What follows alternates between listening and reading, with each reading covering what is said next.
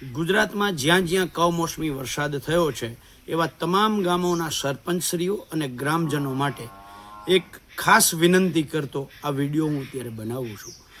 મારો મુખ્ય આદેશ ગ્રામ પંચાયત પાસે જે સત્તાઓ છે, ગ્રામ પંચાયત એના દાયરામાં એ પોતે સંસદ સભા છે, એ પોતે વિધાનસભા છે.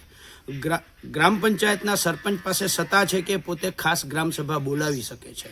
ત્યારે આ કમોસમી વરસાદમાં દરેક ગામમાં ગ્રામસભા બોલાવવી જોઈએ અને ગ્રામસભા બોલાવી અને એમાં 2 ઠરાવો પસાર કરવા જોઈએ કે જે રીતે કમોસમી વરસાદ થયો છે અને એ જોતાં અમારા ગામમાં 80%થી 100% સુધી નુકસાની થઈ છે, ત્યારે સરકાર ખેડૂતોનું સંપૂર્ણ પાક ધિરાણ માફ કરે અને ખેડૂતો માટે ઘાસચારા વિતરણ કેન્દ્રોની વ્યવસ્થા કરે.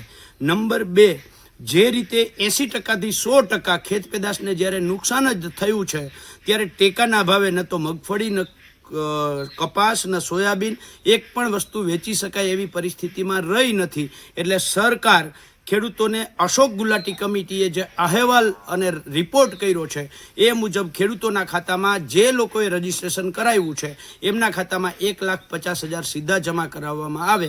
આ 2 ઠરાવ કરતાં ગ્રામસભા બોલાવી અને એમાં આ 2 ઠરાવો કરે એવી આપ સૌ સમક્ષ વિનંતી સાથે આશા વ્યક્ત કરું છું. જય જવાન.